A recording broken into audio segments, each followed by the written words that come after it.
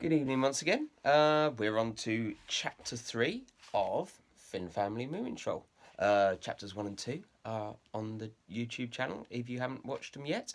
But we finished yesterday with Snufkin and Moomintroll putting the Hobgoblin's hat away in a cave. So let's find out what happens next. Chapter 3, in which the muskrat has a terrible experience. How the Moomin family discover Hattie Fattener's island, where the Hemilin has a narrow escape, and how they survive the great thunderstorm. Next morning, the muskrat went out as usual with his book to lie in the hammock, but he'd just got comfortable when the string broke and he found himself on the ground.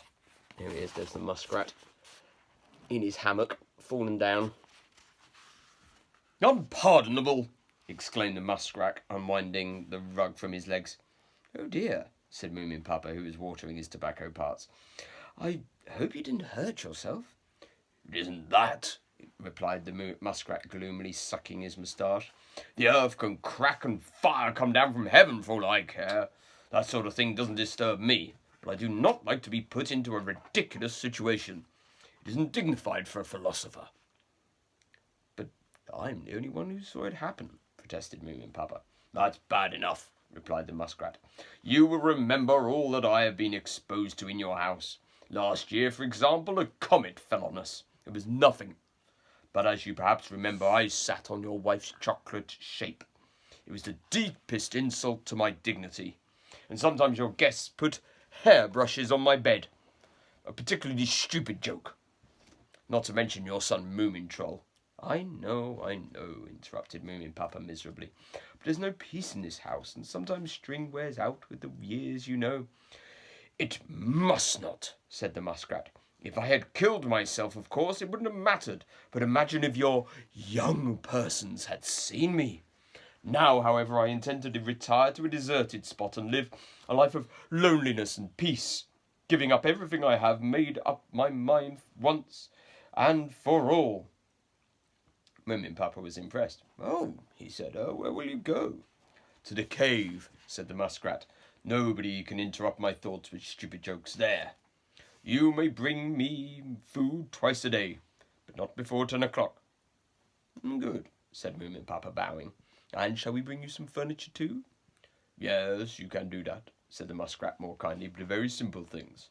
I realise that you mean well, but that family of yours is really too much for me." So the muskrat took his book and his rug and wandered slowly off towards the cliffs, watering his tobacco plants. Moomin Papa sighed to himself. Then he went on watering his tobacco plants and soon forgot all about it. When the muskrat arrived in the cave, he was very pleased with everything. He spread out his rug on the sandy floor, sat down on it, and began at once to think.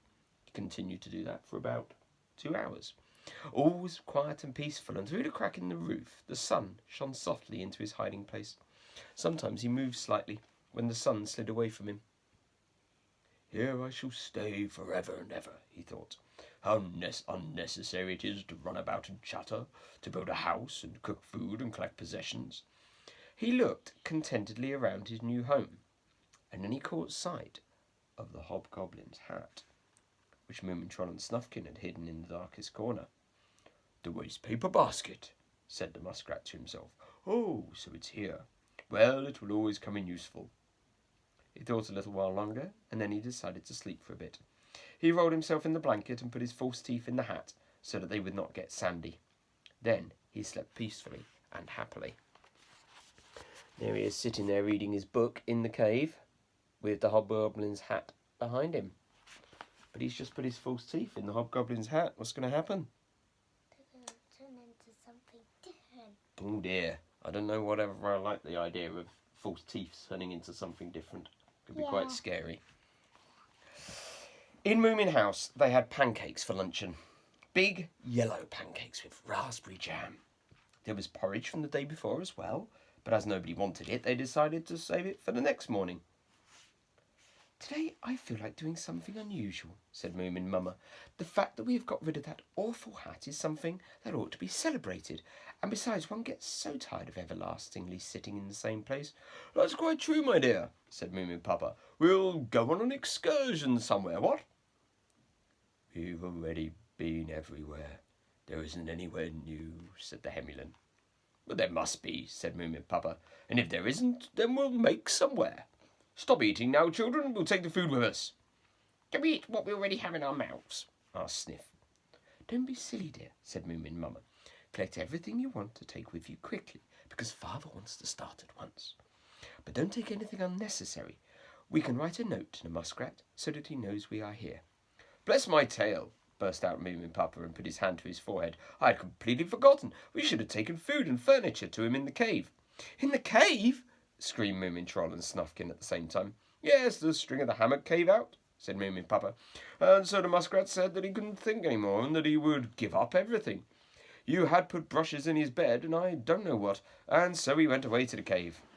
Moomintroll and Snufkin went very pale and looked at each other in horror. The hat, they thought. Well, it doesn't matter very much, said Moomin Mama. We'll go on an excursion to the beach and take the muskrat's food to him on the way. The beach is so ordinary, grumbled Sniff. Can't we go somewhere else? Be quiet, children, said Moomin Papa severely. Mama wants to bathe. Now, come along. Moomin Mama hurried off to pack. She collected blankets, saucepans, birch bark. Birch bark is the best thing for starting a fire, and you must be prepared for any emergency on an excursion. A coffee pot, masses of food, suntan oil, matches, and everything you could eat out of, on, or with. She packed it all with an umbrella, warm clothes, tummy ache medicine, an egg whisk, cushions, a mosquito net, bathing drawers, and a tablecloth in her bag. Must be a big bag. She bustled to and fro, racking her brains for anything she'd forgotten, and at last she said, Now it's ready. Oh, how lovely it will be to have a rest by the sea. Moomin Papa packed his pipe and his fishing rod. Well, are you all ready? He asked. And are you sure you haven't forgotten anything? All right, let's start. They set off in a procession towards the beach. Last of all came Sniff, dragging 6 toy little boats behind him. Do you think the muskrat has got up to anything? Whispered Moomintroll to Snufkin. I certainly hope not, Snufkin whispered back, but I'm feeling a little anxious. At that moment they all stopped so suddenly that the Hemulin nearly got the fishing rod in his eye. Who screamed? Moomin Mama burst out in alarm. The whole wood shook with a wild howling, and someone or something came galloping towards them on the path, growling with terror and rage. Hide! Shouted Moomin Papa. There's a monster coming! But before anyone had time to move, the monster turned out to be the muskrat. With staring eyes and bristling whiskers, he waved his paws and made incoherent noises that nobody could understand. But it was clear that he was very angry or frightened, or angry because he was frightened. Then he turned his tail and fled. What's wrong with him? Don't know. You think the teeth have been turned into a beast? What has happened to the muskrat? Said Moomin Mama anxiously. He was always so calm and dignified. To get into such a state just because the hammock cord broke, said Moomin Papa, shaking his head. I think he was angry because we forgot to take food to him, said Sniff. Now we can eat it ourselves. They continued their way to the beach, a bit disturbed in their thoughts, but Moomintroll and Snufkin sneaked off in front of the others and took a short-cut to the cave. We didn't go in through the door. Perhaps the thing is still there, said Snufkin. We'll climb up on top and look down through the crack in the roof. Quietly they crawled up, worming their way like red Indians towards the opening in the roof, and looked down into the cave. There stood the hobgoblin's hat, and it was empty. The rug was thrown in one corner, the book in another. The cave was deserted, but everywhere in the sand, strange footprints could be seen, as if someone had been dancing and jumping about. It wasn't the muskrat's paws that made those footprints, said Moomintroll. I wonder if it was some other paws, said Snufkin. It looks awfully strange. They clambered down again and looked nervously around. But nothing alarming happened. They never found out what had frightened the muskrat so terribly, because he refused to talk about it.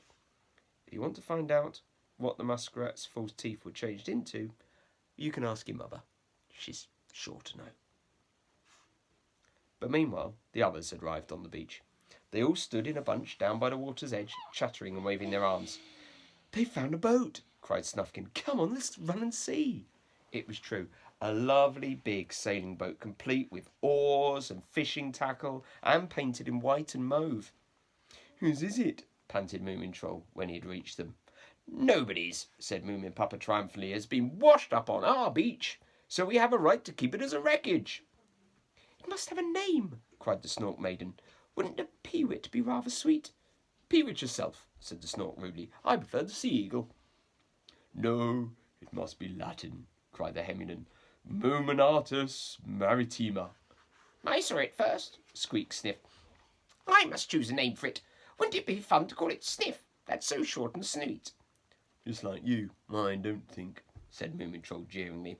"Hush, children," said Moomin Papa. "Quiet, quiet. Obviously, Mamma will choose the name. It's her excursion." Moomin Mamma blushed a little. "If only I could," she said shyly. "Snufkin has such an imagination. I'm sure he will choose much better." Snufkin was rather flattered.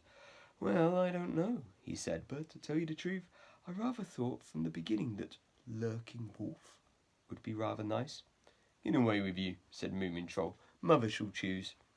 "Yes, dears," said Moomin Mamma, "only you mustn't think I'm stupid and old-fashioned. I think the boat should be called something to remind us all of what we are going to do with her, and so I think The Adventure would be a good name." "Marvellous!" shouted Moomintroll. "We'll christen her. Have you anything we can use for a bottle of champagne, Mother?" Moomin Mamma hunted in all her baskets for a bottle of raspberry juice. "Oh dear, how sad!" she burst out. "I think I've forgotten the raspberry juice." "Well, I asked you if you had everything, didn't I, my dear?" said Moomin Papa virtuously. They all looked at each other sadly. To sail away in a boat that hasn't been properly christened can mean the worst possible luck. Then Moomintroll had a brilliant idea. "Give me a saucepan," he said. Then he filled it with seawater and carried it up to the cave and the hobgoblin's hat. When he came back, he handed some raspberry juice to his father and said, "Taste this." Moomin Papa took a gulp and looked very pleased. "Where did you get this from, my boy?" he asked. But Moomintroll said it was a secret. So they filled a bottle with the juice and broke it against the front of the sailing boat, while Moomin Mamma proudly proclaimed, "Hereby I christen you now and forever The Adventure." Everybody cheered, and then they put the baskets, blankets, umbrella, fishing rod, cushions, saucepans, and bathing suits on board, and the Moomin family and their friends set sail for the wild green sea. We'll stop there, halfway through the chapter, which means tomorrow we should find out what Hattie Fattener's Island was and what happened to the poor Hemlin. Sleep well, guys, and I will see you all tomorrow.